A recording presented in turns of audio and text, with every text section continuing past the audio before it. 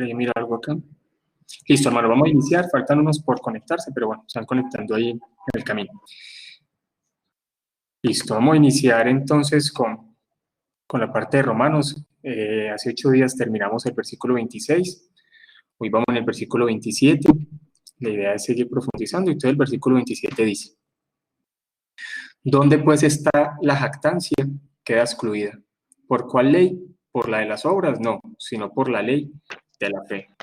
Entonces, tengamos presente, como que recapitulemos lo que veníamos hablando acerca de que Pablo empieza a entrar con el tema central de Romanos, que es la justificación por medio de la fe. Y lo que Pablo empieza a decir que tanto el judío como el gentil, los dos consiguen la salvación por medio del mismo camino. O sea, no son dos caminos diferentes, no era un camino para el judío, no era un camino de salvación para el gentil, también para decir no es que el judío tiene un Dios o el gentil tiene un Dios, no, sino que está diciendo que realmente no hay ninguna jactancia, y más que los judíos, muchos de ellos se glorifican, digámoslo así, colocaban todo su esfuerzo en cumplir ciertos requisitos. Entonces Pablo lo que empieza a decir ahí es que no hay jactancia, no hay ninguna jactancia ni decir que es descendiente de Abraham, no hay ninguna jactancia ni decir que es circuncidado, no hay ninguna jactancia ni decir que guarda un montón de rituales, todo eso queda excluido. Entonces se pregunta que por cuál ley, y es claro que es que dice ahí que es por la de las obras. Dice, entonces pregunta, ¿por cuál ley? Por la de las obras. Y él dice, no, sino por la ley de la fe. ¿Listo? Entonces es importante que lo tengamos ahí claro, que Pablo empieza a decir que realmente no hay ninguna jactancia, ni siquiera por las obras, ya que muchas personas, digámoslo así, los judíos se basaban en las obras, y él dice que no, que es la ley de la fe, ya que, como les había dicho, estamos introduciéndonos en la parte de la justificación por medio de la fe. ¿Listo? ¿Alguien quiere aportar? ¿A un aporte ahí al iniciar para que vamos a profundizar sobre lo que hemos estado hablando acerca de que no hay ninguna jactancia? Vamos a mirar a ver hoy que iniciemos ahí por, no sé si Daniela. Yo a Daniela no le he escuchado la voz. Ella me ha escrito, pero no, o sea, ha escrito ahí, pero no le he escuchado la voz. Si de pronto quiero hacer un aporte sobre este tema a Daniela. O si lo quiere escribir, no hay problema. Ah, bueno, tiene el micrófono. Pienso y ya ahorita digo un comentario. Dale, Daniel, no hay problema. Florencia.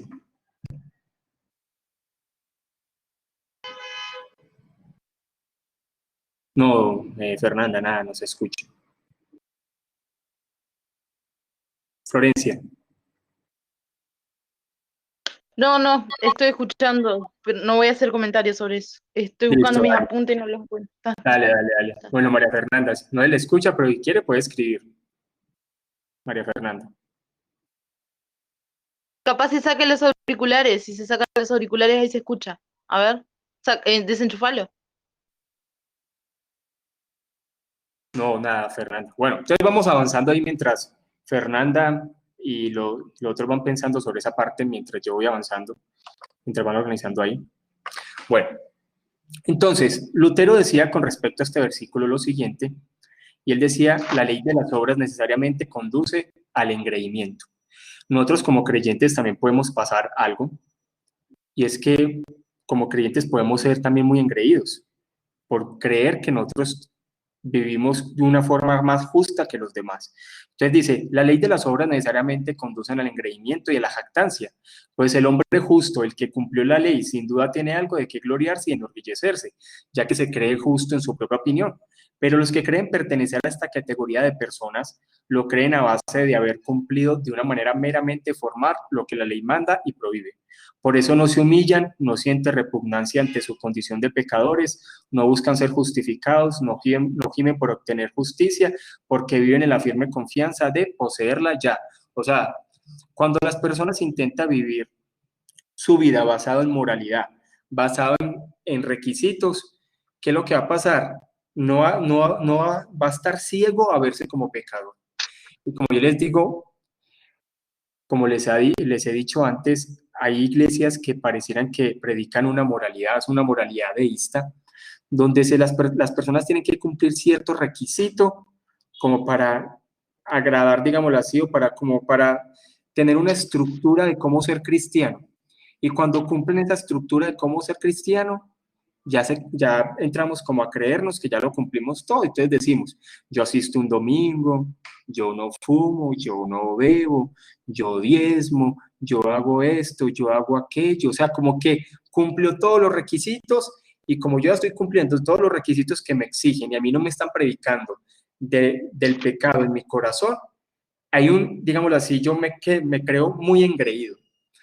Yo le comento yo les he dicho que yo soy cristiano desde muy joven.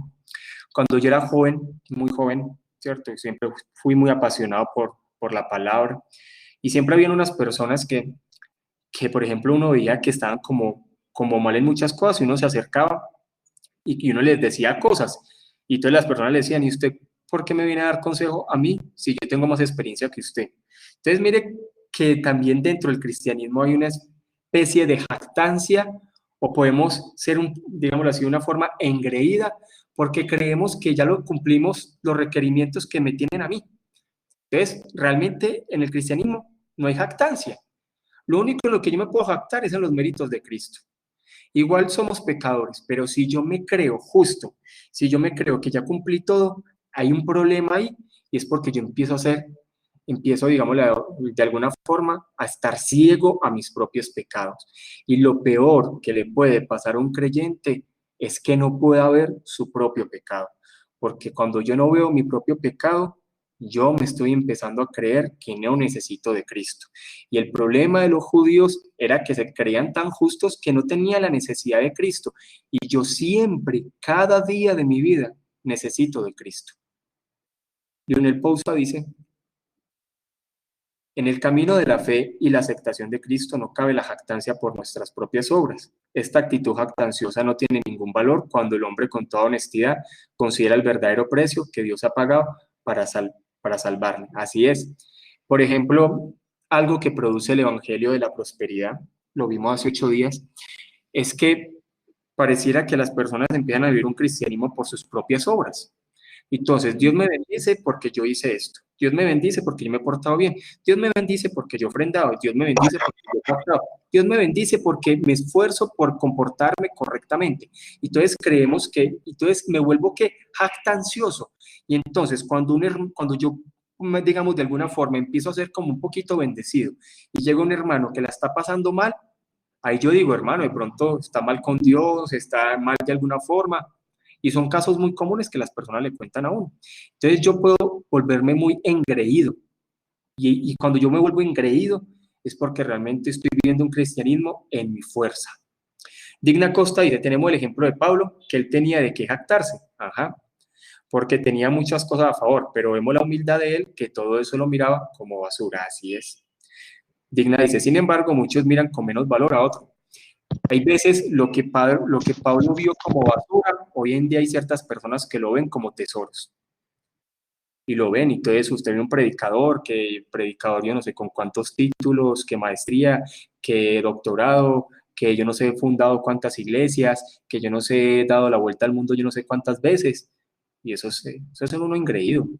Hasta dentro de la reforma, uno puede llegar a ser muy, pero muy engreído. Y eso es lo que nos tenemos que cuidar nosotros como, digámosle, cuando empezamos a ser muy estudiosos, porque empezamos a estudiar mucho la palabra, empezamos a tener un conocimiento y ese conocimiento me va a llevar a mí a ser muy engreído y creer que por tener conocimiento yo ya lo tengo ganado, eso también es un gran error.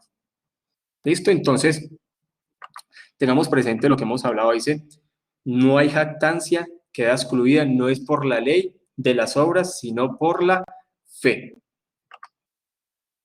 El versículo el 28 dice, concluimos, Pablo empieza a realizar una conclusión de lo que venía hablando todo el capítulo 3. Recordemos que el capítulo 3 es como un abrebocas al tema de la justificación por medio de la fe que Pablo va a empezar a desarrollar de muchas formas.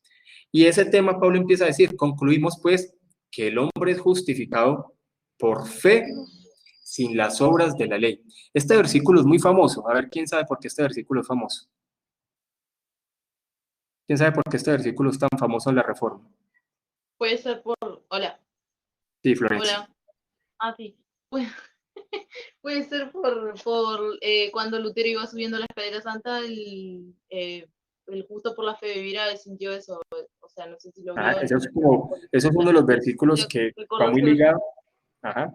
pero ligado con otro que dice justo por la fe vivirá, que es uno que aparece en Habacuc y aparece en Romanos también, pero es parecido a otro que tiene. O sea, el justo por la fe vivirá, no por las obras, sino por la Exacto. fe. Porque es uno de los versículos que deja muy claro la justificación por medio de la fe. Dice, el hombre es justificado por fe sin las obras de la ley. Y es algo que tiene que quedar muy claro. Y es una conclusión al cual todos tenemos que llegar. El hombre es justificado, es por la fe, sin las obras de la ley, sin las obras de cualquier tipo. Siempre les he dicho a ustedes que esto es lo que tiene que quedar claro y se los vuelvo a repetir. Yo les repito muchas cosas porque hay cosas que uno tiene que tallar y tallar y tallar. Es la diferencia hoy en día con otros tipos de doctrina. Qué pena, esperen, digo que me cayó esto acá. Con otro tipo de doctrinas o escuelas históricas es la siguiente, y es que es el grado de obras. Si nosotros comparamos desde el inicio de las discusiones, les voy a hacer aquí como un pequeño y algo de historia cristiana. Una de las primeras discusiones fue Agustín con Pelagio. Cuando Agustín discutía con Pelagio, Pelagio realmente decía que el hombre era bueno. Y lo que decía Agustín es que realmente el hombre no era bueno. Pelagio decía que el hombre podía salvarse por sus obras, ya que el hombre podría alcanzar una especie de bondad y una salvación por medio de sus obras. Agustín decía que no era así. Y entonces más adelante en un concilio se declaró que lo que Pelagio había dicho era una herejía. Por eso después se convirtió en el semipelagianismo, que el semipelagianismo es lo que vemos hoy en la Iglesia Católica. Siempre es un grado más, entonces digámosle que el semipelagianismo le bajó un grado de obras, pero igual entendían que la salvación era por obras. Después apareció Arminio. Arminio también, y la discusión de Arminio con los discípulos de Calvino, los discípulos de Arminio, siempre hablaban sobre grados de hacer obras.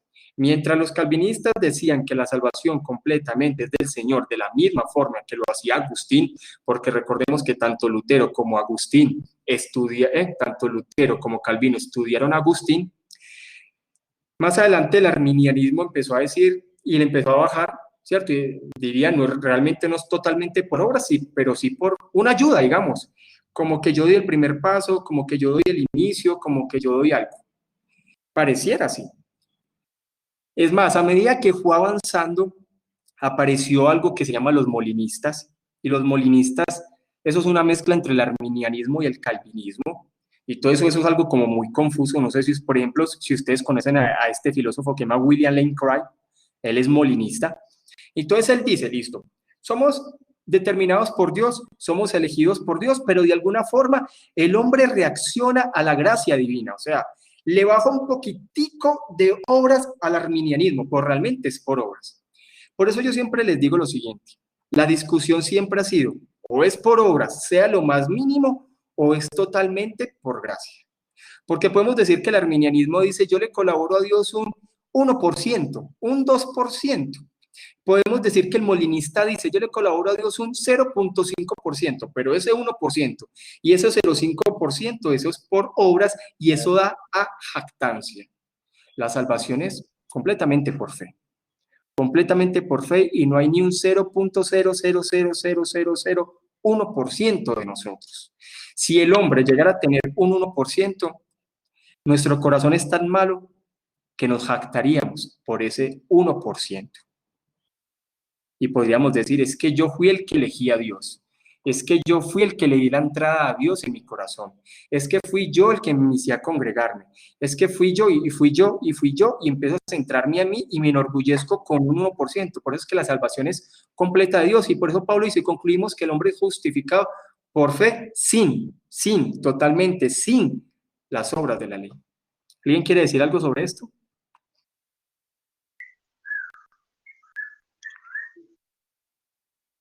¿Quién estaba ahí? Sebastián, ¿te gustaría aportar algo? Hermano, ¿cómo está? Sí. Buenas noches, hermanos. Ya mejoró todo en La Paz. ¿Perdón? Ya mejoró todo en La Paz. Sí, gracias a Dios ya todo se tranquilizó, ya está relativamente normal, aunque todavía con las consecuencias, ¿no? De todos los paros, el precio de la carne está Así, todavía elevado. así está Pero Colombia, así está Colombia por todos lados, hay marchas ya por todos lados. Por aquí donde yo vivo siempre hay marchas. No, sí, eso últimamente, estaba enterado justo, que estaban igual en Colombia protestando para sacarlo al presidente en medio año. imagínense. Listo, hágale, Sebas. ¿Qué aporte Eh, tiene? bueno, me parece interesante. Siempre, bueno, yo uso este versículo con personas igual que siempre me dicen que puede ser salvados por la fe. Y es interesante que, o sea, realmente esto es igual lo uso con Gálatas, donde dice, bueno, es una maldición para aquellos que quieran ser salvados por la ley. Esa persona que quiera ser salvado por sus obras está maldito. Y esto es una conclusión que me parece, cuando dice concluimos, está refiriendo no solamente a Pablo, sino a los apóstoles y a la iglesia en general, en concluir que realmente el hombre no va a ser justificado por cuántas obras, cuántas caridades que pueda hacer, sino simplemente por la fe. Entonces no es una conclusión que solamente lo saca Pablo, sino que lo ha sacado toda la iglesia, todos los apóstoles, y esa es la enseñanza que se da en todo el Nuevo Testamento. Ujú.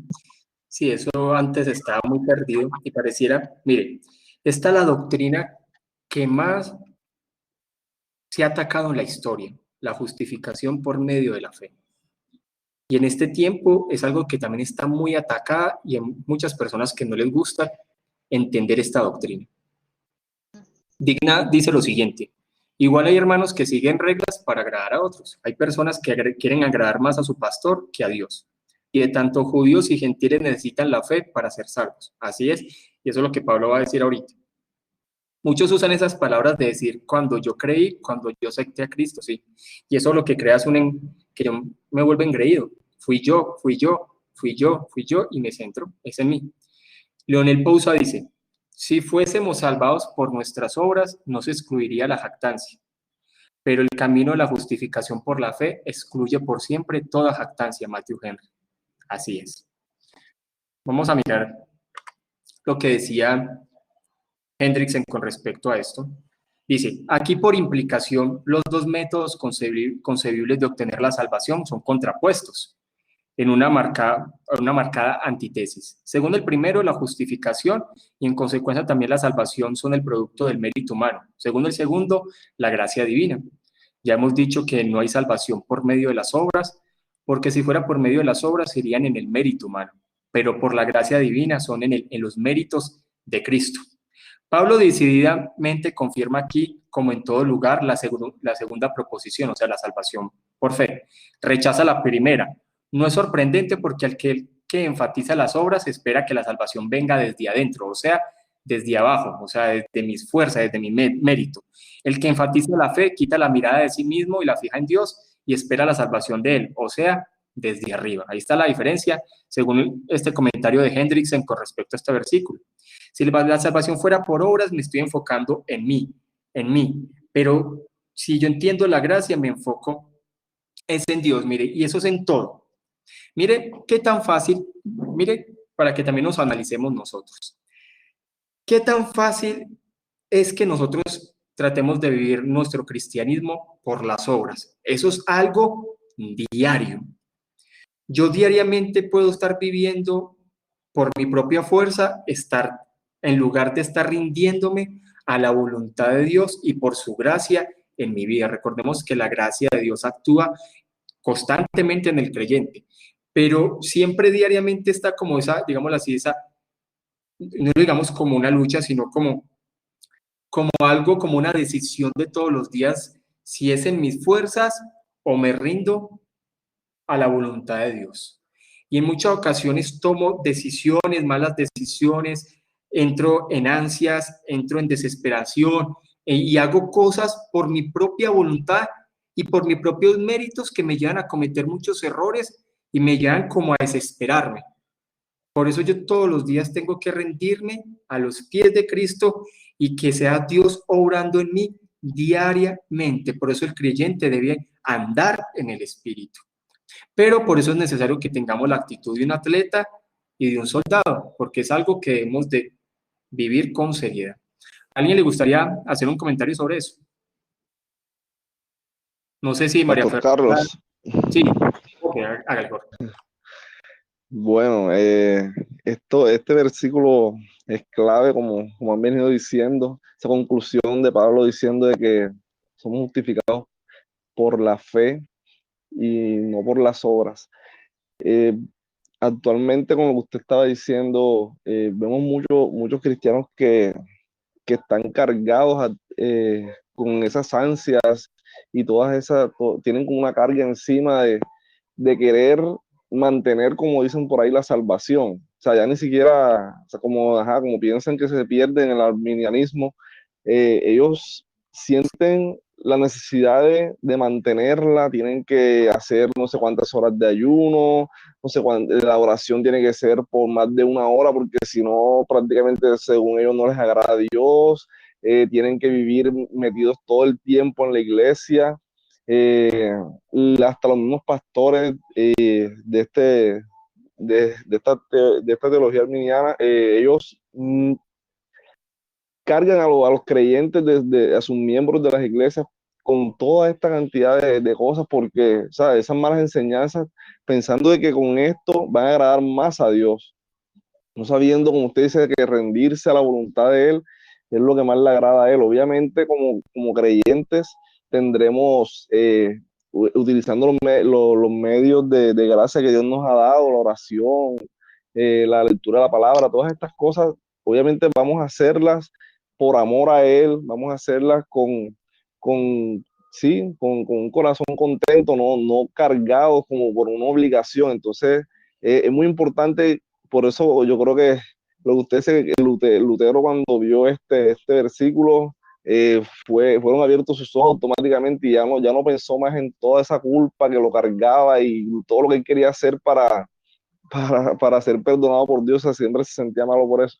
Pero ahora, viendo por el medio de la fe, ya vemos que Cristo cargó con todas esas cosas y obviamente ahora como creyentes vamos a agradarle a Él, no con todas esas cosas, obras de la ley que antes tal vez hacíamos o queríamos hacer para ser justificados, sino rindiéndonos a Él y creyendo que Él ya lo hizo. Así es.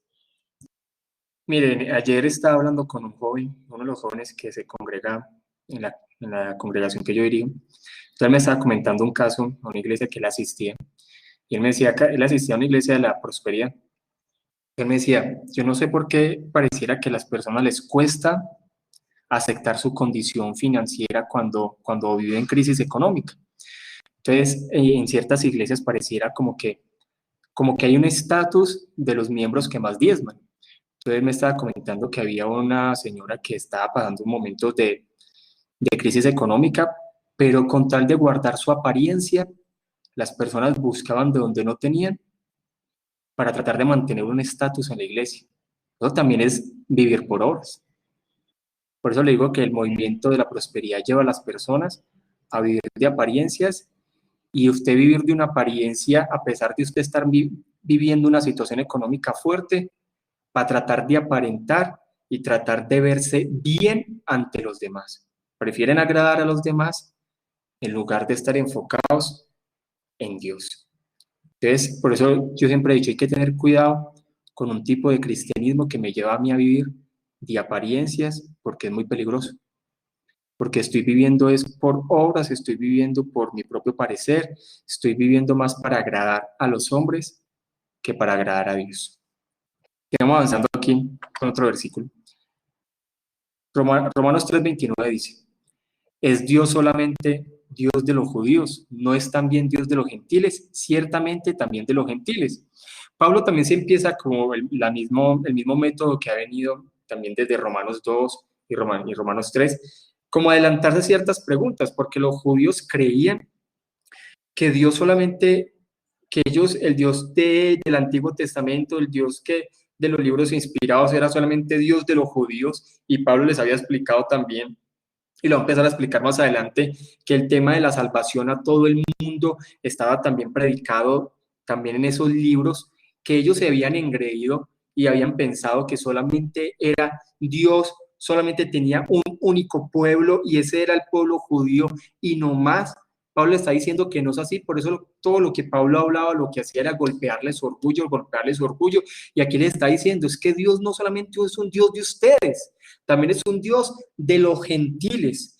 Dios es el Dios de todo el mundo y Él está eligiendo un pueblo. Por eso Él dice, ciertamente también es de los gentiles, a pesar de que ellos creyeran que tenían un Dios exclusivo. ¿Alguien quiere comentar? Los que acaban de ingresar. Ahora sí, María Fernanda. Sí, ahora sí. Ahora sí la escucho.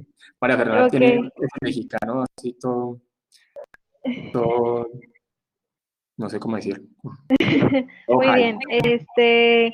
Bueno, aquí en este versículo, pues esto les calaba, ¿no? A los judíos, porque ahora sí que se sentían superiores a los demás, ¿no? Pero como ya lo habíamos comentado anteriormente, la herencia no garantiza la salvación, por ende todos tenemos que nacer de nuevo. Entonces esto es a lo que se refiere en este versículo, ¿no? Muy bien, Fernanda. Gustavo, ¿quiere comentar algo sobre este versículo? Carlos, buenas noches, y a todos buenas noches. Pero yo aquí acabo de entrar hace 2-3 minutos, estoy tratando aquí como de ponerme en línea con respecto a lo que estaban hablando. Estamos en el versículo 29 y dice que si Dios es Dios de los judíos solamente, dice que también es Dios de los gentiles. Y yo creo que esto es una introducción, iluminación con respecto a un pasaje en Juan capítulo 10 y una entrada. Se escucha un poquito como con interferencia. Por acá, ¿cómo se escucha? Ahora sí se escucha mejor. Listo. Carlos, decía entonces que este pasaje es muy diciente porque puede ser llamémoslo una iluminación de un pasaje en Juan capítulo 10 y puede ser una entrada a algo que se menciona, creo que es en Efesios, cuando dice que Dios de los dos pueblos hizo uno, ¿cierto? Y que rompió con ese muro que los separaba. Entonces, la cruz unió por la fe a los pueblos que estaban divididos, unos pues que estaban excluidos, ¿cierto? Como eran los gentiles o como éramos los gentiles. En el caso de los judíos, pues que estaban, habían o tenían un llamado de parte de Dios, pero que ellos estaban excluidos de alguna forma por causa de que decidieron creer que sus obras los podía salvar. Y entonces la cruz lo que hizo fue unificarlos a todos en uno solo a través de la fe. A través de la fe. Es muy importante. Entonces creo que eso es lo que el entendimiento que les estaba dando. Inclusive me gusta mucho, creo que es el versículo, ese mismo versículo 29, déjeme por favor, yo lo miro. Dice que, bueno, de hecho el versículo 27 creo que me atraso y habla de que hay una nueva ley, tanto para los gentiles como para los judíos, y es la ley de la fe, ¿cierto? Puede ser que es la única ley que unifica a los dos pueblos que en otro tiempo están separados y que la cruz unió. Listo. Muchas gracias, Gustavo. Gracias, Carlos. Bueno, lees así, muy bien. Listo, vamos a avanzar con el versículo 29. Lo que decía Calvino, decía lo siguiente con respecto a este versículo. Si es cierto que Dios quiere hacer a todos los pueblos participantes de su misericordia, la salud y la justicia que son necesarias para la salvación, se extiende a todos. O sea, como les he dicho, la salvación a todas las personas del planeta Tierra se predica desde el inicio. Sí, miremos también la promesa que se le hizo a Abraham, en ti serán benditas todas las naciones de la tierra. Siempre se enfocó, y los profetas también más adelante hablan de la salvación a todas las naciones. Que los judíos se hayan enfocado en ellos mismos fue por decisión propia, pero ellos debían de ser un baluarte para las naciones hasta que Dios permitiera que se predicara el evangelio a todas las naciones. Por eso Calvino sigue diciendo, es por eso por lo que la palabra de Dios implica aquí una relación y correspondencia mutua expresadas frecuentemente en las Escrituras. Yo seré vuestro Dios y vosotros seréis mi pueblo. Que ellos digámoslo de alguna forma, creyeran que solamente ellos, por ser descendientes de Abraham, eran el pueblo de Dios, es algo como una interpretación errónea que ellos tuvieron. Más adelante Pablo empieza a hablar, por allá cuando llegue como a Romanos 9, empieza a hablar que es que Dios solamente tiene un pueblo y que Dios está eligiendo ese pueblo de judíos y de gentiles. No tenemos que quitarnos la idea errónea que se predica hoy en día, que se llama dispensacionalismo, de que Dios tiene un plan para Israel y Dios tiene un plan para la iglesia. O que pareciera que Dios tiene una novia y Dios tiene una esposa. Eso no es así. Dios tiene solamente un pueblo. Dice, porque si Dios durante algún tiempo eligió, de hecho aquí Calvino lo habla, porque si Dios durante algún tiempo eligió un pueblo para sí, eso jamás pudo abolir este principio natural, que todos los hombres son creados a imagen de Dios y mantenidos en el mundo en la esperanza de una eternidad bienaventurada. Pero debemos de entender es que Dios solamente tiene un pueblo y mire, por ejemplo, lo que se habla hoy en día y más como con todo lo que se está viendo en el mundo, con todas esas marchas, con todas esas protestas, con todo lo que está pasando. Entonces, otra vez la gente empieza a decir que Jesús viene, y entonces empiezan los dispensacionalistas, que miren a Israel, que mire yo no sé qué, por ahí alguien está hablando que es que dio un pacto, que el otro año va a ser el Papa con yo no sé quién, que por allá que hay un candidato en Estados Unidos que puede ser el anticristo, unas cosas ahí todas raras que están saliendo, de las personas se vuelven escatólogos de periódico y esa escatología de periódico hace demasiado daño. Todo le encuentran un versículo en la Biblia, todo le encuentran. Hay cosas que uno tiene que ser serio para la escatología. Entonces es importante que entendamos esa parte y es que no estamos esperando que Dios tenga un propósito con Israel porque pareciera que hay personas que tienen como una idolatría por Israel de una forma impresionante. Entonces hay que tener cuidado con eso. Versículo 30 dice, porque Dios es uno y Él justificará por la fe a los de la circuncisión y por medio de la fe a los de la incircuncisión. O sea, lo que está diciendo aquí Pablo es que Dios no es un Dios para los judíos y no es un Dios para los gentiles. Es el mismo Dios. Y nosotros tenemos también que entender es que creemos en un solo Dios verdadero que se manifiesta en tres personalidades diferentes, que es lo que nosotros entendemos como la Trinidad.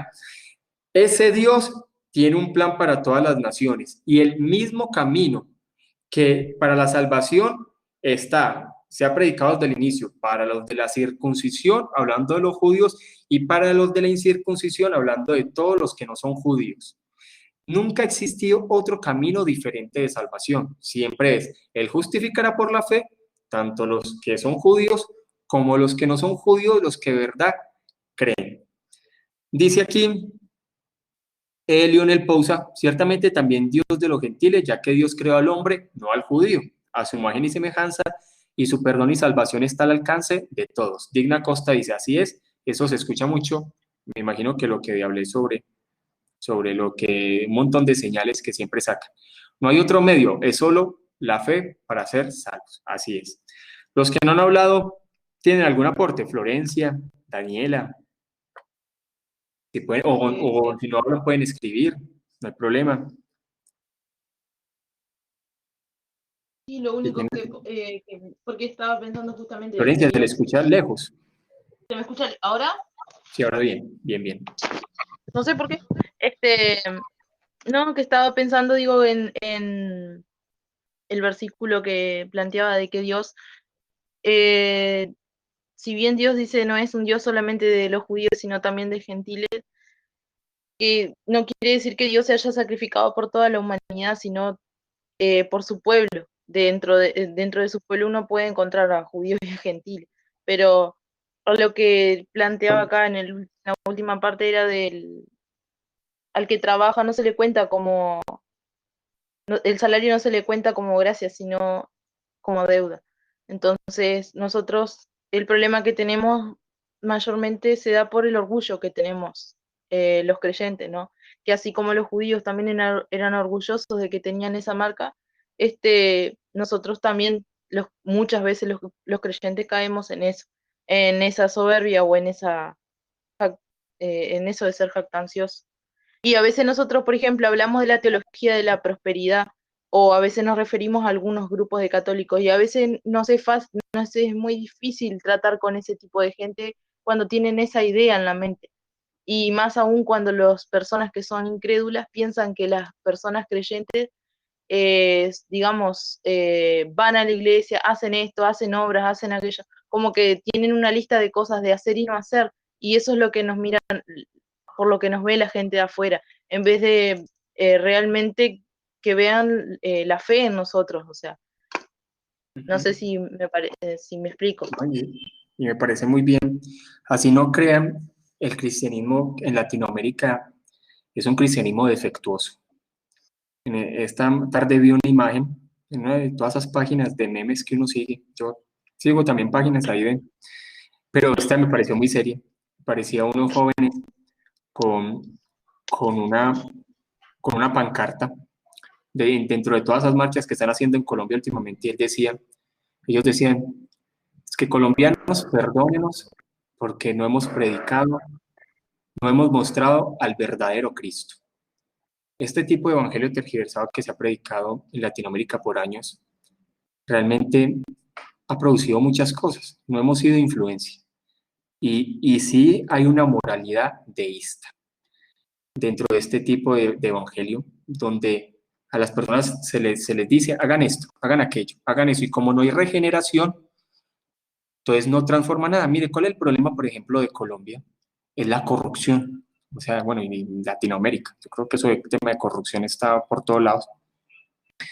Pero lo que yo predicaba en estos días, que estaba predicando sobre Romanos 13, a la congregación que habla sobre que hemos de someternos a todas las autoridades, es que realmente existen en este tiempo cristianos que son corruptos, cristianos que engañan, cristianos que hacen fraude, cristianos que mienten, o sea, entonces no hemos entendido la esencia del cristianismo.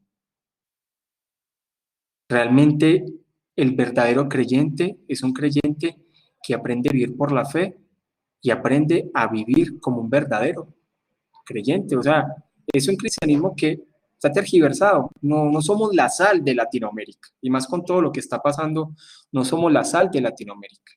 Y se están levantando cristianos con un montón de ideas completamente antibíblicas. O sea, creen un evangelio que no es el evangelio bíblico, es otro evangelio. O sea, lo que sucede en Latinoamérica también, gran parte de eso que está pasando en Latinoamérica, o más que todo en Sudamérica, hace parte también la iglesia. Yo creo que la iglesia también debe pedir perdón por sus pecados y por no mostrar el verdadero Cristo de la Biblia. Porque de verdad, no, como les digo, nos jactamos que ya hasta tenemos poder. Pues que por ahí leí un documento de uno de esos periódicos de Europa, y es que el poder político de los cristianos en Sudamérica es fuerte, pero tenemos poder político, pero igual Sudamérica sigue corrupta, o sea, sigue con cosas que no debería ser así. Si de verdad nos jactamos de eso, debería de existir un cambio y no se ve. Bueno, y di mi aporte de un análisis de cosas que hemos estado viendo en estos días. Bueno, dice Sebastián Pérez, los judíos pensaban que solo por el hecho de que su padre sea Abraham era salvos. Estos versículos destrozan esa idea porque solo Dios justifica, y no una nacionalidad ni tampoco el hecho de nacer en un hogar cristiano. Hendrickson decía, él afirma que no hay dos dioses, uno para los judíos y otro para los gentiles, que era algo que estábamos hablando. En armonía con lo que ha dicho previamente y lo que va a decir un poco más adelante, y también en completa consonancia con las enseñanzas de Jesús, el apóstol afirma aquí vigorosamente que hay un solo Dios y hay un solo camino de salvación, y ese solo camino de salvación es el que se ha predicado desde el inicio, tanto para el judío como para el gentil, para el circunciso como para el incircunciso. Hay un solo Dios y hay un solo camino de salvación. Sí, ¿alguien iba a hablar ahí? Leo. Yo no dije nada. Ah, yo pensé que alguien iba a hacer un aporte sobre este versículo. Carlos, Gustavo.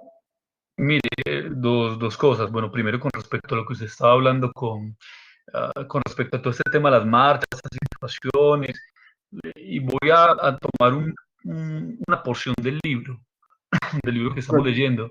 Sí, yo digo algo, Gustavo, ahí ves, hay temas que suceden en nuestro contexto que también cuando uno está estudiando la Biblia, lo que hace es hacer una aplicación bíblica, porque la Biblia también trae aplicación para cualquier tiempo en el que estemos viviendo. Y este tiempo también es un tiempo importante que lo analicemos porque no es normal lo que está pasando en Sudamérica. Si gusta, ahora sí. Sí, es cierto, no es normal.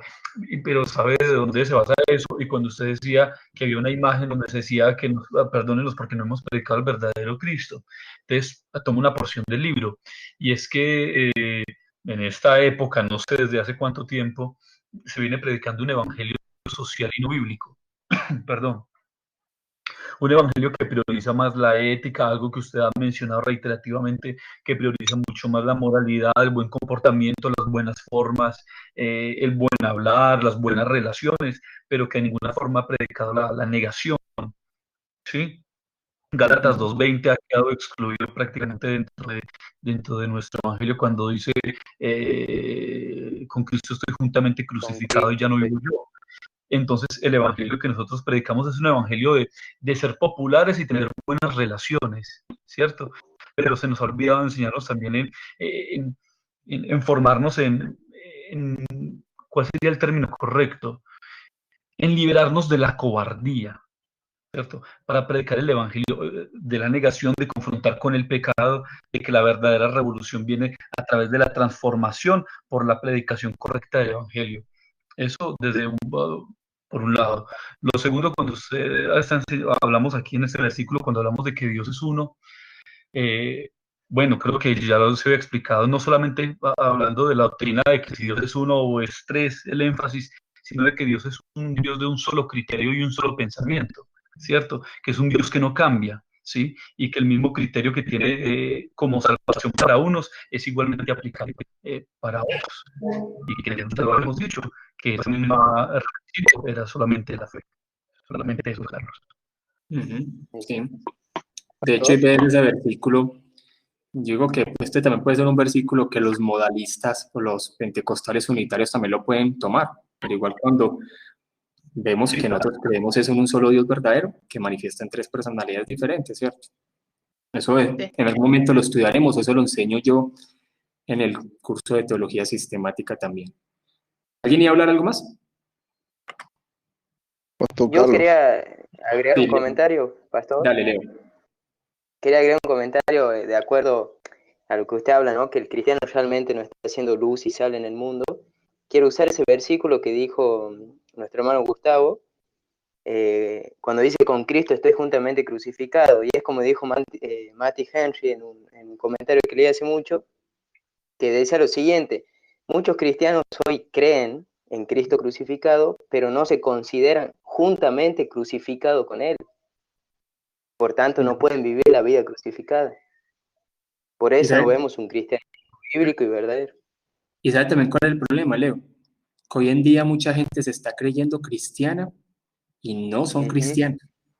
O sea, es que como usted, la gente cree que porque asiste a una iglesia y porque repitió una oración del pecador ya es cristiana. Es que ese es el problema.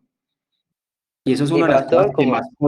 Usted escucha a Paul Washer sí que critica eso, que las iglesias están llenando de personas que creen que son salvas, que creen que porque siguen una moralidad y ya son creyentes, y eso es lo que está preocupando. Claro. Es que usted mire dentro de una ciudad, casi todas las ciudades de Sudamérica tienen iglesias gigantescas, en la mayoría de las ciudades grandes, donde asisten montones y montones y montones de personas que se creen cristianas y en su vida cotidiana viven como mundanos. Es que ese es el gran problema, que las personas se crean cristianas y no. Mire que en estos días, yo les comento que por la gracia de Dios, pues en la ciudad donde estoy, dos pastores que ahí voy poco a poco enseñándoles varias cosas, y él en estos días me preguntaba algo: Carlos, ¿y el arrepentimiento? Entonces yo soy el que produzco el arrepentimiento. Entonces me imaginé un pastor, pues que un pastor me pregunta eso. Y yo les digo: mi hermano, realmente, como lo hablamos hace 8 días, cuando no hay una obra de regeneración en mi vida, yo puedo como hombre, como ser humano, tener conciencia de mi pecado y tener un remordimiento. pero realmente no hay una transformación en mi vida. Es el Espíritu Santo que me lleva a mí, a que yo de verdad me arrepienta, cambie mi forma de caminar. Y entonces él me decía, ¿y cómo las personas pueden saber que son salvas? Y yo le decía, es que ahí está el problema. Yo nunca garantizo qué persona es salva o no. Yo lo que llevo a las personas es que todos nos examinemos a ver la obra que tenemos es de Dios o no. Igual el Espíritu Santo es el que da testimonio en mi espíritu. Pero lo que yo sí le decía, hasta como muchas veces lo he repetido a ustedes, hasta más famoso teólogo puede ser engañado por alguien que tenía apariencia de piedad, pero realmente no era un verdadero creyente. Entonces ahí es donde está. El problema es, y yo le decía, mire, hay muchas personas que están en las iglesias, ese es el problema del carismatismo y del pentecostalismo, que le digan a las personas que son salvas solamente por hacer una oración de fe, solamente por ir a un encuentro, solamente por hacer algo, y las personas se creen salvas. Pueden hacer lo que quieran, o sea, ya nos estamos comportando como los católicos. Pueden hacer lo que quieran, pecar lo que quieran, hacer lo que quieran, y ya son salvas. Y ese es el problema. Y va a pasar lo que Jesús dijo, que al final del tiempo le dirán, Señor, pero si en tu nombre profetizamos, Señor, pero si en tu nombre hicimos esto y aquello, y Jesús les va a decir, apartados de mí, hacedores de maldad, nunca os conocí. Es que el problema está ahí. ¿Qué? Carlos, tienes un apunte, por favor. Gustavo. Si usted se sienta a escuchar, sí señor, si usted se sienta a escuchar un sermón de cualquier congregación, cualquiera sea la línea, usted entonces va a escuchar un término muy común, y es el término santidad, ¿cierto? ¿El término qué? El término santidad. ¿Cuál es la diferencia? ¿Y qué es lo que nos está dañando? Y es que estamos enfocando el propósito de la santidad, porque entonces hemos enseñado frases como que detrás de la obediencia se viene la bendición. Entonces yo me santifico por conveniencia, santifico entre comillas, ¿cierto? Entonces yo me guardo porque si yo me guardo, entonces el Señor me va a premiar. Y hemos olvidado que la finalidad de la santidad es parecernos más a Cristo. Punto. Así es. Pero entonces, ahí vinculando lo que dice Gustavo, da pie como para finalizar con este último versículo. Porque recordemos que los judíos criticaban a Pablo de antinomianista y le decían, Pablo, es que usted va como en contra de la ley. Y Pablo le dice, luego por la fe invalidamos la ley, porque a Pablo lo criticaban por ir como una especie de contra de la ley. Y Pablo le dice, en ninguna manera, sino que antes la justificación por medio de la fe confirma la ley.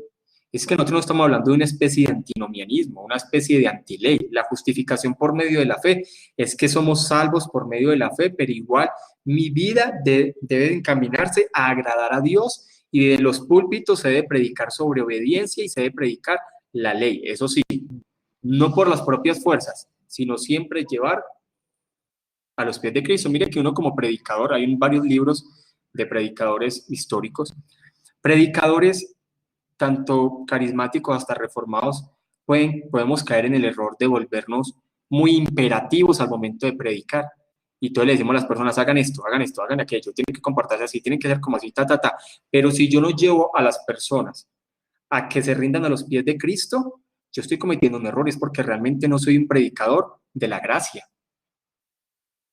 Siempre hay un análisis. Si mi predicación, si yo como predicador, mi predicación suena igual a como se predicaría en una sinagoga judía, yo estoy predicando igual que los judíos. O si mi predicación suena igual, que de pronto los predicadores carismáticos también que llaman a las personas hagan esto, obedezcan esto, eso. Estoy predicando como un judío, estoy predicando como un carismático. Yo tengo que llevar a las personas a predicar sobre obediencia, a predicar sobre la ley. Primero le tengo que mostrar lo imposible y después llevarlo a la gracia. Si yo no hago esto, yo me estoy volviendo un predicador imperativo, y todos cometemos ese error. Pero siempre, después de que le mostremos a la persona la ley, digámoslo así, después de que le mostramos a la persona lo mal que está su vida, después de que le mostramos lo pecadores que son, después lo que le mostramos, lo desgraciado de su condición, y yo lo dejo ahí, estoy predicando igual que los judíos. Siempre debo apuntar a la gracia y a la salvación de Dios. Dice aquí, Digna Costa, el peligro está en que se transforman exteriormente y en el interior no hay regeneración, por eso ni voluntad agrada a Dios, así es. Se predican que le abran el corazón a Dios, que lo dejen entrar, sí, por medio de obras. Todo esto significa que la ley ha quedado abolida, por el contrario, la ley se fortalece. Bajo la ley se vivía con el temor del castigo, al vivir por la fe el hombre cumple con la ley por amor a aquel que le redimió el castigo eterno, pero igual siempre la ley, digámoslo así, es confirmada por medio de la justificación, por medio de la fe. Dice Hendrickson con respecto a esto, antes establecemos la ley, dice, porque la ley moral está verdaderamente confirmada y establecida por la fe en Cristo, puesto que ella ha sido dada para eso, para mostrar al hombre su pecado y llevarla a Cristo. Siempre debe ser así, mostrar lo miserable del hombre, por eso nuestras predicaciones siempre tienen que ser cristocéntricas y llevarlo a Cristo. Si yo no hago eso, solamente me puedo estar convirtiendo en un legalista.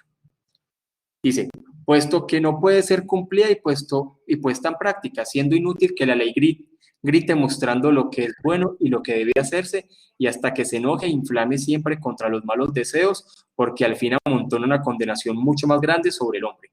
Mas cuando se acude a Cristo, se encuentra en él la perfecta justicia de la ley, la cual nos es imputada. Después viene la santificación, por la cual nuestros corazones se conforman en la observancia de la ley.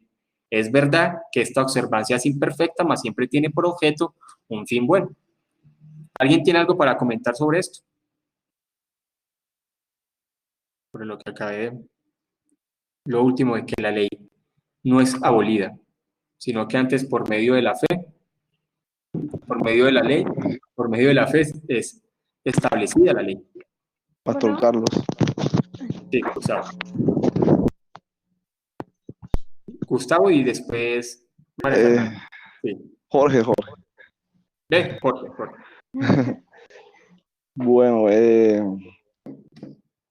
en este versículo, Pablo está dando claro, como dice ahí, la confirmación de la ley, porque sabemos que la ley nos demandaba obediencia perfecta. Entonces, ya nosotros sabiendo que es imposible para nosotros como humanos poder cumplir esa demanda de la ley, y que quebrantar esa ley conlleva la muerte, pues ahí vemos como usted decía, que la ley es nuestro ayo, ese maestro que nos lleva a Cristo. Entonces vemos que Cristo es exaltado también en esto, porque como él fue el único que pudo cumplir esa demanda de la ley perfectamente de obediencia, ahora nosotros nos es imputada la justicia por medio de la fe. Entonces ahí se exalta también la ley, o sea, no queda invalidada en ningún momento, sino que queda confirmada. Muy bien, así es. Ahora sí, María Fernanda. Sí, pues es verdad también eso, que la gracia no invalida los mandamientos, pero no debemos pensar que por guardar o hacer ciertas cosas buenas, sin tomar en cuenta el sacrificio de Cristo, tenemos salvación, que eso es en lo que está haciendo énfasis Pablo, ¿no? O sea, como por eso, sí, así es. Por eso el predicador tiene que tener un cuidado con respecto a eso, como lo vuelvo a repetir. O sea, si solamente somos imperativos y solamente la ley, y damos palo y palo y palo y palo y palo y palo, pero no llevo a las personas a la gracia, estoy dando un mensaje, digámoslo así, como que las personas van a tratar de vivir por su propia fuerza.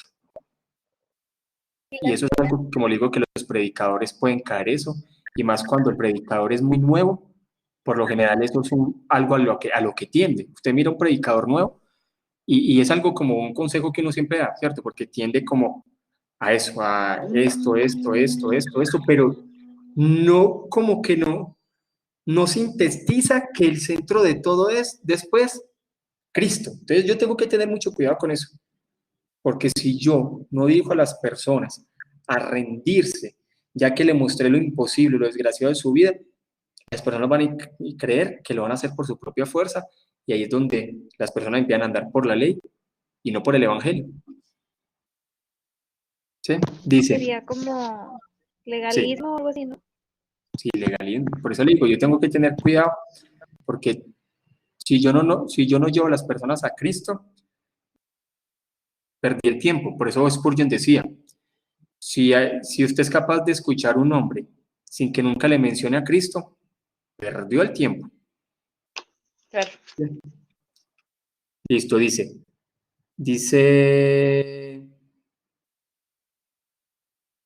Digna, el mismo Señor dijo que no vino a abolir la ley, ya lo habíamos leído. Digna Costa, y hoy muchos creen que ya la ley dejó de existir para los cristianos, sí.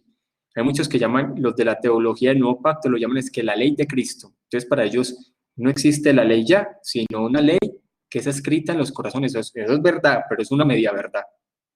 ¿Sí? Y lo que dice Digna es muy cierto, la ley es santa, justa y buena.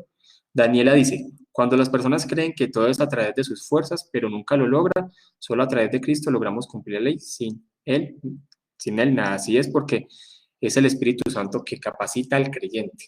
Es que nosotros no tenemos esa, por eso la palabra que vimos hace 8 días del libro, llenos del Espíritu, y también el creyente andamos en el Espíritu.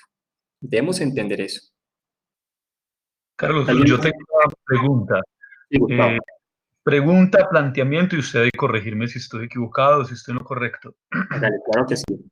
Este versículo 31 entonces dice que de ninguna forma la fe invalida la ley, sino que la confirma. Empiezo con el planteamiento. El requisito número 1 para nosotros poder acceder al cielo, acceder a la eternidad, es ser perfectos, ¿cierto? De entrada nos damos cuenta que nosotros no tenemos la capacidad de serlo, ¿sí? Definitivamente no tenemos la capacidad de serlo. Cuando nosotros somos justificados por la fe, hemos sido justificados por la fe, entonces Dios pudiera asumir que el justificado por la fe ha cumplido la cabalidad de sus demandas, de sus mandamientos, pudiéramos decirlo así, de la ley, sería el término correcto. Porque bien como alguien lo citó ahora, Jesús dijo que de ninguna manera él venía a abrogar la ley, sino a cumplirla, ¿cierto? Entonces, lo que Cristo cumplió, que fue la ley, ese cumplimiento de la ley no sé si se puede decir, se nos imputa a través de ser justificados por la fe. Sí. Por eso cuando hay un versículo que dice que nosotros somos predestinados a ser santos conforme a la imagen de Cristo, es importante entender eso. Nosotros todos los días de nuestra vida vamos a tener lucha contra nuestro pecado. Nosotros no predicamos el perfeccionismo. Hay iglesias carismáticas y pentecostales que predican el perfeccionismo, que el perfeccionismo es como lo que tratan de hacer los budistas, como lo que tratar de vivir una vida moralmente correcta por su propia fuerza. Eso es imposible. Nadie es capaz de vivir moralmente correcto por su propia fuerza. Nosotros, ¿qué es lo que pasa? Por medio de los méritos de Cristo, en Cristo somos vistos santos, justos, y es lo siguiente, que ya todo eso que exigía Dios no se consigue por medio de nuestra propia fuerza, sino que también es Dios el que nos capacita para que nosotros también podamos vivir agradándole y buscándole. Y es esa obra que Dios hace en nosotros hasta el morir, una obra que no será completada hasta después que llegamos a decir, morimos y entramos en un estado de santidad y estamos salvos para vivir agradando a Dios toda la eternidad. Mientras estemos aquí en el planeta Tierra, es un proceso que vamos a ir siendo moldeados para ser cada vez más como Cristo. El creyente cada día tiene que ir santificándose más, cada año tiene que ir creciendo más. El creyente al mirar atrás tiene que ir mirando que a través del obrar de Dios en su vida va a ir cada vez día siendo más santo, siendo más entregado a Dios. No va a ser perfecto porque siempre va a tener lucha contra su carne, pero es una obra que Dios va haciendo hasta el último día de su vida. Eso hay que entenderlo. ¿Qué quiere decir esto? Que no es por nuestra propia fuerza que consigamos la santificación, es también por medio de Cristo y del obrar del Espíritu Santo en mí que yo empiezo a santificarme. Mire que es que aquí viene el problema es ¿cómo ven, por ejemplo, otras líneas teológicas? La fe. Hay líneas teológicas que creen que primero es fe, luego regeneración. Y todas las personas ven la fe como una obra, pero cuando nosotros vamos a la palabra y la línea histórica calvinista es primero regeneración De la regeneración es el obrar de Dios, viene la fe, la santificación, todo eso, todo nace de la obra de Dios en mi vida y todo lo del creyente, la santificación, el arrepentimiento es una obra de Dios en mi vida. Sí, más o menos lo explica ahí, Gustavo. Sí, sería correcto entonces, Carlos, bueno, si usted me corrige, está correcto los conceptos de decir que hay una especie de una santificación, una santidad posicional y otra progresiva. Sí, claro. De hecho, yo lo que tengo que entender es esto, mire. Yo soy salvo por medio de Cristo, pero el proceso de salvación funciona de la siguiente forma, teológicamente. Yo fui salvo, Sí. estoy siendo salvado y voy a ser salvado. Funciona de esa forma. Realmente yo en este momento estoy siendo salvado por el obrar del Espíritu Santo en mi vida, pero yo soy salvo. Así es que funciona, yo soy salvo en Cristo, pero hay un obrar en mí que me lleva a esa salvación de todo lo que sucede en este planeta Tierra y también yo morir también a este cuerpo, también porque yo tengo lucha todo el tiempo contra la carne. Pero realmente en Cristo yo soy salvo, nadie nos podrá separar del amor de Cristo, dice la palabra. Pero hay una obra de santificación y de salvación en mi vida todos los días, todos los días, todos los días. Todos ¿Sí? los días. Entonces, por favor, interrumpo con esto último. Entendiendo que la salvación no se pierde, entendiendo que la salvación no se pierde, claro está que si tal persona ha sido salva, sería correcto decir que entonces, aunque la salvación no se pierda, deberíamos vivir como si se perdiera. Sí, realmente así, pero dependiendo que hay que entender lo siguiente. No hay que vivir como se perdiera, realmente es que si yo vivo como se perdiera, es como si yo estuviera creyendo que está en mis manos. Es que el Correcto. problema de creer que la salvación se pierde es enfocarme en mí, que yo soy el que tengo el control, como si yo llevara como en una vasija y como que se cayó y la perdí. Ese es el problema de yo enfocarme en que la salvación se pierde. Cuando yo entiendo que la salvación no se pierde, que es el obrar de Dios en mí y que lo que Dios una vez salvo, Dios lo va a preservar hasta el último día de su vida, no me voy a estar enfocando en mí, sino que me voy a estar enfocando en Dios. Y al enfocarme en Dios, viviendo para agradarle, también voy a entender que Dios me va a ayudar a muchas cosas en mi vida y yo me voy a estar absteniendo, yo me voy a estar, digamos así, reteniendo muchas cosas, yo voy a estar agradando a Dios, el pecado me va a doler a mí, porque si yo digo que yo voy a estar viviendo como si la salvación se perdiera, me estaría enfocando más en mí, en lo que yo puedo hacer, como en mis capacidades. Si yo me enfoco solamente en Dios, yo voy a entender que soy un pecador. Eso sí, no voy a poder estar jugando porque hay personas que juegan y dicen, bueno, igual Dios me perdona, eso no es así, porque realmente ese tipo de actitud lo que está demostrando es que de verdad no ha entendido lo que es el obrar de Dios en el creyente. ¿Sí? Y perfecto, Carlos, muchas gracias. Muchas gracias.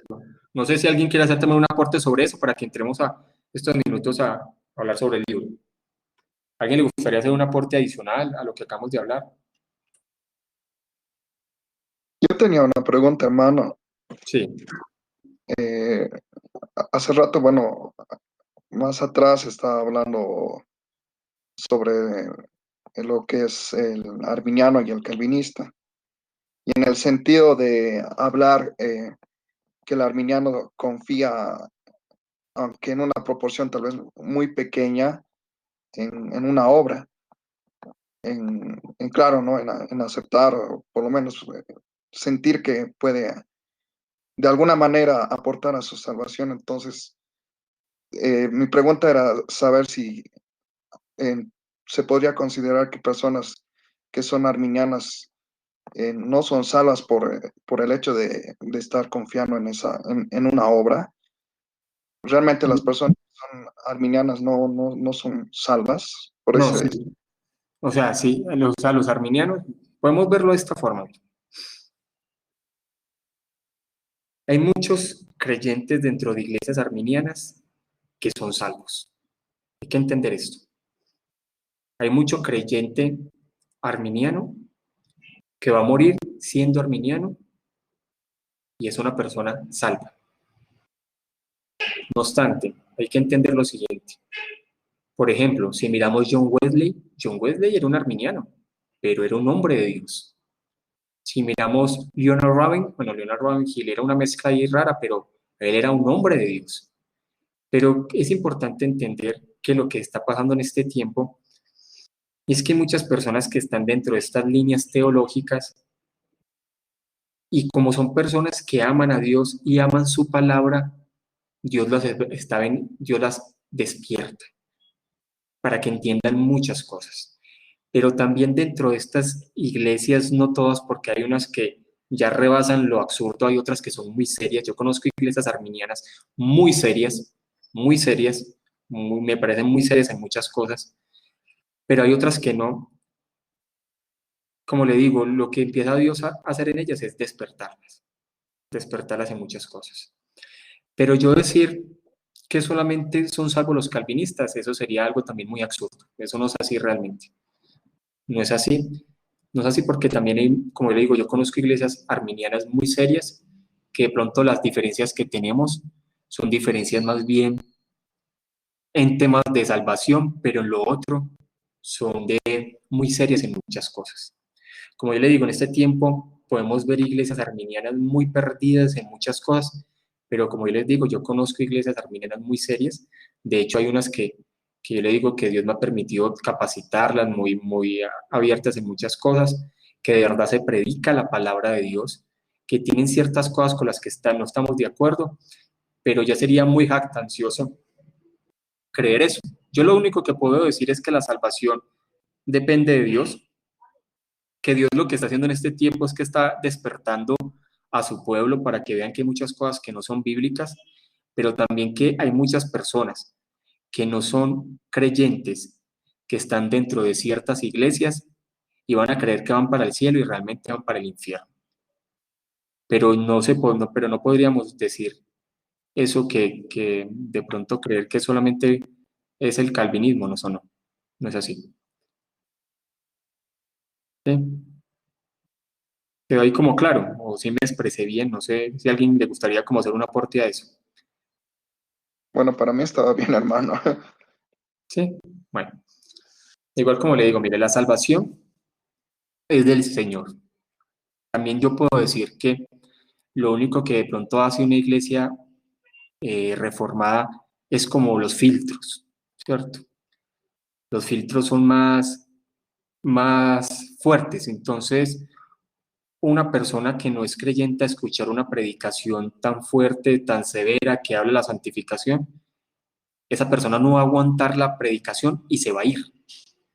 Entonces, como se predica del pecado constantemente, el filtro es mucho más fuerte, entonces la persona que realmente están ahí son personas que entienden que son pecadores, que necesitan de su salvación. No obstante, a pesar de que el filtro sea fuerte, muchas personas también pueden estar ahí y realmente pasar años sin no ser creyentes. La diferencia es como el filtro. El problema es que hoy en día las iglesias carismáticas y pentecostales, muchas de ellas ni siquiera predican sobre el pecado. Entonces la persona se siente cómoda, hay entretenimiento, la predicación es chévere, motivacional. Y entonces, ¿qué es lo que hace eso? Y como esos tipos de pastores buscan es que las iglesias crezcan. Y entonces no hay filtros. Y entonces se llenan las iglesias de ovejas y cabras. Y eso es grande, se llena un local, pero realmente muy pocos son los salvos. El pastor sacrifica la verdadera predicación por tratar de entretener a las cabras. Entonces, los verdaderos miembros salvos de su congregación mantienen en un estado de kindergarten toda su vida, desnutridas, y solamente ellos mismos se nutren a sí mismos hasta que ellos también empiezan a ver que hay cosas que no cuadran. Sería como de esa forma que yo la veo. Y lo que pasa es que, Carlos, perdón, también el error puede ser el cambio de la terminología, ¿cierto? Porque si a mí la Biblia me dice que la paga del pecado es la muerte, pero si a mí me dicen que lo que yo cometí fue una embarrada o un error, entonces entiendo que, bueno, no es tan grave porque realmente no cometí un pecado, sino un desliz, ¿cierto? Entonces eso me lleva a estar cómodo, tranquilo, no me preocupo tanto, no me ocupo tanto. Así es. Bueno, mire, muy bien. Ahí ya pues, hablamos y no hablamos del libro, pero bueno, vamos a hablar del libro, ¿no? Pero todos esos temas son importantes, hermanos.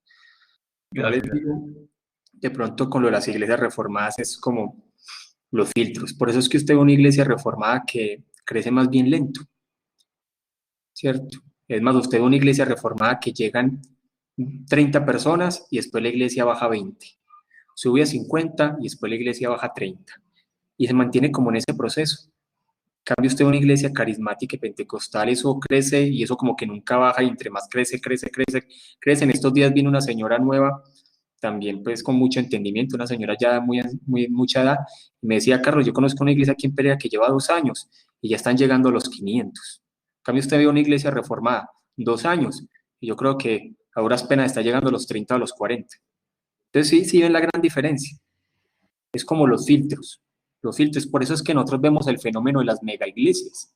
Y el fenómeno de las mega iglesias es que se llena de un montón de gente que realmente se creen creyentes verdaderos, pero no lo son. Y eso es tipo catolicismo y las mega iglesias, por ejemplo, aquí en Colombia hay mega iglesias impresionantes, o sea, estamos hablando de iglesias de locales gigantescos. Yo sé que en ciertos lugares también de Sudamérica y de Centroamérica también hay, pero en Colombia hay unas iglesias, en Bogotá y en Cali y en Medellín gigantescas, esos son locales inmensos, y eso le cabe un gentío. Entonces ese es el gran engaño de ese fenómeno. ¿Listo? Bueno, vamos a hablar sobre la parte del libro. La parte del libro habla sobre el Espíritu Santo y la Escritura. Es importante entender que el canon bíblico está cerrado y Dios sí me habla. Hay muchas personas que dicen, es que ustedes creen que Dios ya no le habla a uno. Yo les digo, ¿cómo que yo no creo que Dios le habla a uno? Dios sí me habla, pero Dios me habla a través de la palabra. Es lo que yo les digo a ellos. Cuando yo me reúno un domingo con los hermanos a escuchar una correcta exposición de la predicación de la palabra, Dios utiliza ese predicador para que hable sobre ciertas cosas de mi vida. Es más, aún sin el predicador darse cuenta, porque la palabra de Dios es viva. Hay veces cuando yo hablo con los hermanos y me comentan sobre ciertos puntos de cierta predicación, uno como cuando uno prepara la predicación, uno dice, ¿qué punto tan importante? Este punto tan importante, pero cuando uno habla con ellos, ellos tocan puntos que uno ni siquiera pensó y Dios les está hablando. Dios sí nos habla, pero solamente con la predicación de su palabra. Lo que no podemos estar aquí de acuerdo es que Dios me dé revelaciones extrabíblicas. Eso ahí sí es diferente. Yo les he explicado lo que es inspiración y lo que es iluminación. En este tiempo lo que estamos viendo es que Dios ilumina por medio de su palabra y me da entendimiento sobre diferentes asuntos de mi vida. Mire, todos los domingos llegan personas con diferentes problemas, circunstancias económicos, emocionales, cosas que uno como predicador uno no sabe. Y uno solamente tiene que predicar fielmente la palabra y Dios toca sus vidas. Yo no puedo buscar otra estrategia. Sí, Leo. Podríamos decir que la palabra, bueno, como dijo usted, es viva y eficaz, dicen hebreos, pero es como una multifunción, ¿no? Exhorta a unos, anima a otros, salva a otros, saca del error a otros, o sea, la misma palabra hace la obra para todos los que escuchan. Por eso Martin Lloyd-Jones decía que él hay veces dirige sobre asuntos muy importantes de la vida. Mire, Martin Lloyd-Jones decía, eso es muy importante en la parte pastoral, uno hacer consejerías, uno hacer reuniones, pero cuando uno predica expositivamente la palabra desde un púlpito, hay cosas que las personas necesitan en ese momento, decisiones que tomar, cosas sobre su vida, parte del pecado de su vida, y Dios los empieza a tocar y le da dirección a su vida. En muchas otras ocasiones es necesario sentarnos y hablar con ellos personalmente, pero de esa forma Dios también dirige a la iglesia a través de la predicación expositiva de su palabra todos los domingos. Por eso la importancia de que se predique seriamente la palabra, porque realmente es la palabra. La iglesia no necesita de historias de mi vida. La iglesia no necesita de cuentos, no necesita de psicología, no necesita de nada. La iglesia necesita es la predicación de la palabra. Ellos lo que necesitan, la iglesia necesita es la palabra. ¿Listo? Exacto. Sí. Sí. Listo. Bueno, es importante también, ahí habló acerca de la reforma, el libro, de cómo la reforma trajo que las personas volvieran a la palabra. Hoy también está sucediendo un fenómeno, y es que las personas están volviendo a la palabra. Están volviendo a la palabra y las personas se están dando cuenta que hay cosas que no están bien, hay cosas que no cuadran, hay cosas, no podemos decir que el cristianismo de ahora está bien, el cristianismo de ahora tiene muchos problemas, por eso debemos de volver al principio de la reforma de sola escritura y tenemos que dejar de lado tanto romanticismo, tanto emocionalismo, tanto intelectualismo, porque mire, a lo largo de la historia han pasado dos fenómenos. Yo les había dicho que últimamente están haciendo muchas marchas, por ahí va a estar pasando una. Yo vivo cerca de una universidad, entonces por eso, últimamente casi las marchas siempre salen de una universidad, entonces si escuchan por allá algo que está sonando, ya saben qué es. Listo, entonces miren, a lo largo de la historia se están pasando dos fenómenos.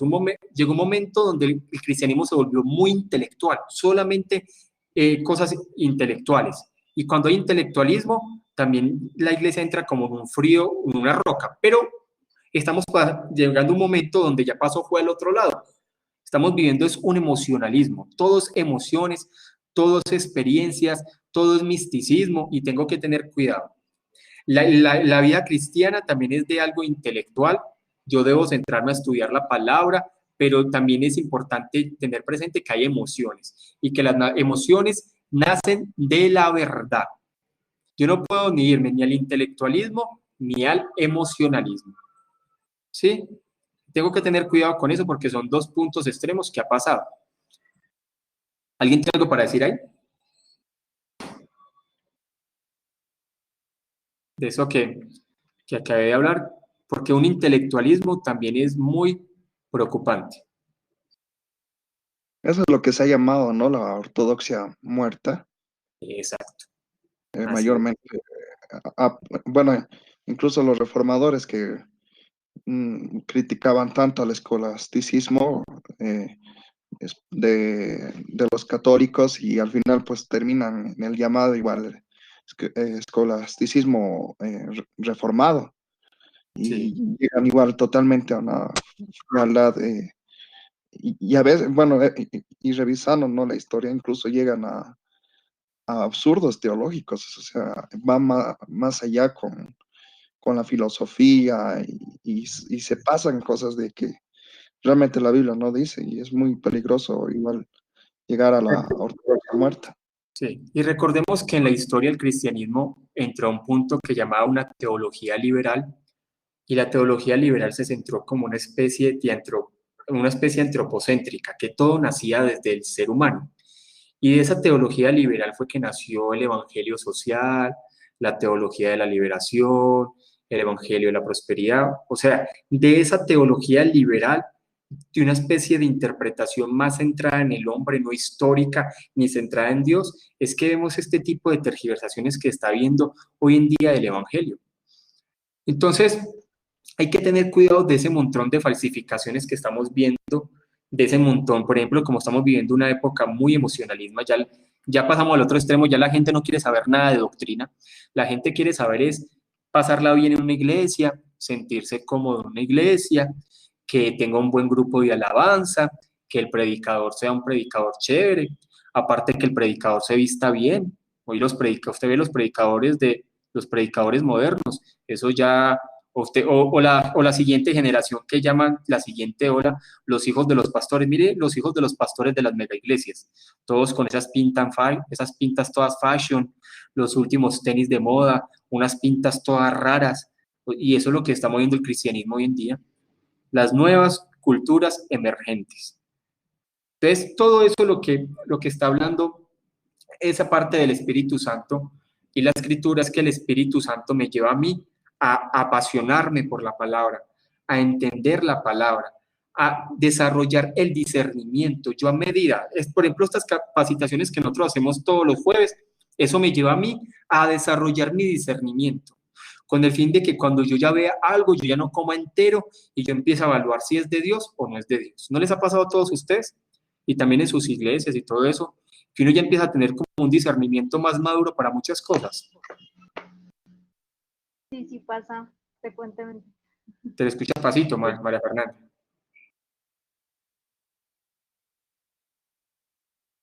Sí, o sea, se desarrolla ese discernimiento. Y es importante también comprender que el Espíritu Santo me lleva siempre a la Escritura, siempre a la Escritura. Si yo voy a un lugar donde dicen que es el poder del Espíritu Santo y es un show, es algo ahí donde todo el mundo se cae, que donde hablan en lenguas, que donde alguien sintió un fuego, pero no me hablan la palabra, realmente ahí no estuvo el Espíritu Santo. El Espíritu Santo siempre me debe llevar es a la Escritura y que a través de la palabra me convenza a mí de justicia, de juicio y de pecado, y donde realmente yo me sienta un pecador y donde yo vaya y entienda que necesito de Cristo. Por eso la importancia de una iglesia bíblica, donde la predicación realmente toque mi conciencia, en lugar de tocar mis emociones, toque mi conciencia y me lleve a mí a crecer. Es que yo debo entender que el poder está en las Escrituras, hasta para la evangelización. Hay veces creemos que para evangelizar invitamos a las personas que allá es muy chévere, que la iglesia es muy buena, que allá hay muy buenos amigos, que el estilo es muy bueno, que es una iglesia muy contemporánea, que hay muchos jóvenes. Hay gente que invita a personas a la iglesia, sí. A las personas hay que predicarle la palabra. Lo que realmente transforma es la palabra. Es la palabra. ¿Sí? El poder se manifiesta a través de la predicación de la Escritura. Yo no puedo estar buscando poder en otro lado. ¿Alguien tiene para aportar algo ahí? Pastor Carlos. Sí. Bueno, este capítulo del libro se enfoca bastante en uno de esos puntos de la Reforma Protestante de la sola Escritura. Entonces, realmente, como usted está comentando, el Espíritu nos va a llevar a la palabra y por ende a Cristo. Tenemos que ver que actualmente, como usted dice, todas las iglesias están tratando todo un tema emocional, motivacional, y están dejando de lado la Escritura. Es muy importante también recalcar que en este tiempo, así como en el tiempo de la Reforma, ese principio básico de basarnos en lo que la Escritura dice, que es infalible, que es inerrante, y no dejarse llevar de pronto por todas estas teologías emergentes o liberales que están actualmente, que quieren desacreditar lo que el Espíritu Santo ya ha dicho, o sea, buscando las revelaciones extrabíblicas, falsas profecías y todas estas cosas. Y quiero leer un pequeño párrafo del libro que me impactó mucho, que dice: al ser la perfecta revelación de Dios, la Biblia refleja el glorioso carácter de su autor. Debido a que Él es el Dios de la verdad, su palabra es infalible. Debido a que Él no puede mentir, su palabra es inerrante. Debido a que Él es el Rey de Reyes, su palabra es absoluta y suprema. Los que desean agradarlo deben obedecer su palabra. Por el contrario, los que dejan de darle honor a las Escrituras sobre cualquier otra cosa que reclame ser verdad, deshonran a Dios mismo. Y es verdad, o sea, ahí es donde vemos que todas estas revelaciones y todas estas cosas que quieren traer, que según son palabras de Dios, que ha hablado según, que no tienen un fundamento en la Biblia, todo eso debe ser desechado por nosotros como verdaderos creyentes. Es ese discernimiento del que usted está hablando que ya creo que aquí lo vamos ejercitando cada día más. Así es. Lionel Pousa dice: al ser creyentes, honramos más al Espíritu cuando honramos a las Escrituras, estudiándolas con diligencia, aplicándolas con cuidado, fortaleciendo nuestras mentes con sus preceptos y aceptando sus enseñanzas con todo nuestro corazón. John MacArthur. Nosotros debemos enseñarle a la iglesia, la que nosotros tenemos a cargo, a valorar un mensaje bíblico y expositivo. Y a los niños, desde pequeñitos, y a los jóvenes y a los adolescentes, hay que enseñarles a valorar los mensajes expositivos. Hay veces para los adolescentes y para los jóvenes o para los niños, hay veces un sermón expositivo es pesado, pero es donde los padres tienen que irlos enseñando el valor de un mensaje expositivo los domingos. Si a un joven se le manda para atrás, si a un niño se le manda para atrás, o sea, él va a crecer sin tener una apreciación y el valor de un sermón expositivo y después le va a parecer aburrido. Yo tengo adolescentes, yo les comento, y ahí es un proceso porque ahí los adolescentes no sé qué les pasa, y eso hay veces uno predicando y ellos son como ahí medio a regañadientes sentados en esa silla. Pero uno ve como ellos van como en el proceso ahí avanzando, y los padres les van enseñando la importancia de un sermón expositivo. Tenía un adolescente que eso ni cantaba ni hacía nada, ahora ya por lo menos se le ve cantando, ¿cierto? Y entonces a los adolescentes, a los jóvenes, a los niños, hay que enseñarle la importancia de un sermón expositivo y de una iglesia bíblica, y que los padres juegan un papel importante ahí. Porque si a los adolescentes no quieren hacer nada, entonces les dicen, no, váyanse para allá. Porque es que, como dicen, es que ellos no son capaces de aguantar 2 horas, 1 hora. Y yo les digo, es una mentira. Es que porque ahora pareciera que los jóvenes y los adolescentes y los niños no son capaces de aguantar nada. Usted mire las iglesias puritanas, los niños estaban casi 4 horas con los padres en una reunión. Y entonces, ¿cómo vamos a decir que ahora no? No. Tienen que aprender. Tienen que aprender, eso sí, que Dios también dé sabiduría con respecto a eso. ¿Listo? ¿Qué opinan de eso? De esto para que vamos terminando ahí. ¿Un aporte adicional? ¿Algo más que quieran decir? Con respecto a esto del Espíritu Santo y la Escritura, es el Espíritu Santo quien nos convence, es el Espíritu Santo quien nos guía. El Espíritu Santo no es show, hay que entender la verdadera obra del Espíritu Santo, que es muy desconocida en este tiempo, y siempre el Espíritu Santo dirige a Cristo y a su palabra. Digna Costa dice, eso es así, pasa que a algunas personas no les gusta ir donde se predica la palabra de Dios. Si no hay mucha música, dicen que son iglesias muertas. Es más, yo me acuerdo hace mucho tiempo, yo tenía amigos pastores, en ese tiempo carismático. Entonces, siempre ellos decían, es que hoy en día es como las competencias entre empresas. En la que mejor banda musical tenga, allá es donde va la gente. Imagínate el pensamiento de pastores jóvenes. Y la verdad es así. Hay gente que busca una iglesia por la banda musical. Y como hay bandas musicales que ellos son tan carismáticas. Hasta las reformadas. Ya hay unas reformadas que suenan también así, bien carismáticas. Entonces, hay que tener también cuidado de todo eso. Comentarios adicionales antes de orar y despedirnos. ¿Alguien más quiere decir algo adicional para terminar? Hermano, Sí, Sebastián. bueno, yo fui por un tiempo igual líder de jóvenes y realmente es duro, ¿no? Ver eso, que ahora se trata más a los jóvenes por música, incluso cuando hemos tenido campamentos o cosas así, a veces se me acercaban los jóvenes y me pedían que rebaje el tiempo de las prédicas para cantar más. Entonces,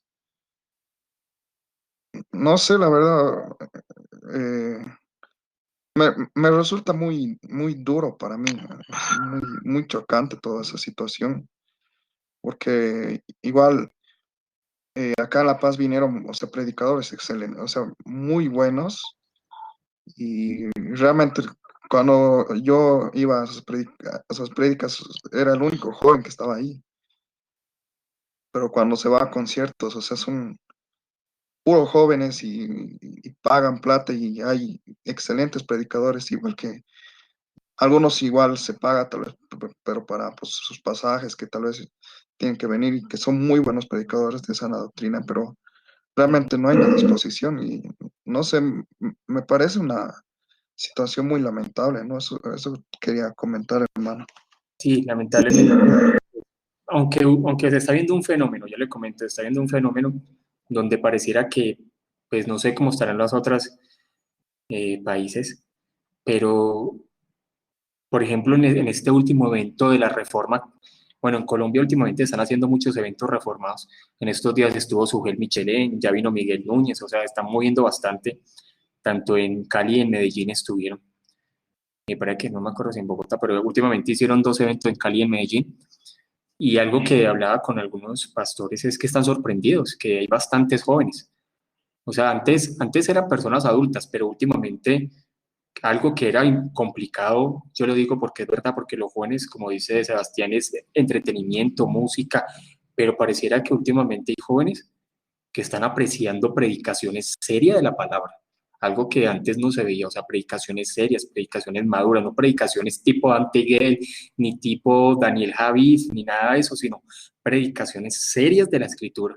Entonces me contaban que, por ejemplo, en Medellín, estaban sorprendidos, que tanto joven que fue al evento en Medellín, y ustedes saben que las predicaciones que se hacen, por ejemplo, son conferencias todo el día y largas, y estuvieron ahí, cosas que antes uno veía era pura gente adulta y poco jóvenes, pero se está viendo ahora que hay un despertar de jóvenes que les apasionan las enseñanzas sanas y no les parece pesadas, porque yo sé, por ejemplo, esto que hacemos acá, hermanos, esto para muchas personas es pesado, muchas personas que no aguantan, ¿sí?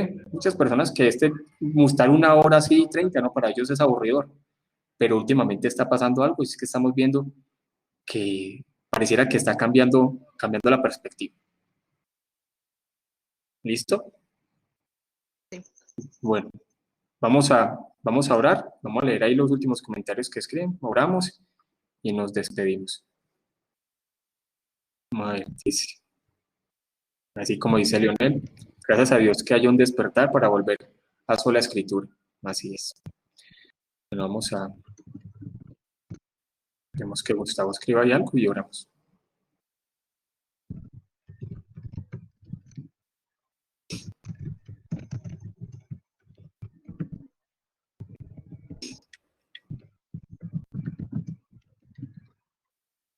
Pero sí, como les digo, por ejemplo, es necesario también orar por nuestros jóvenes y adolescentes.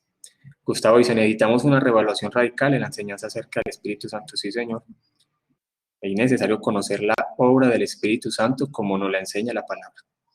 Bueno, oremos.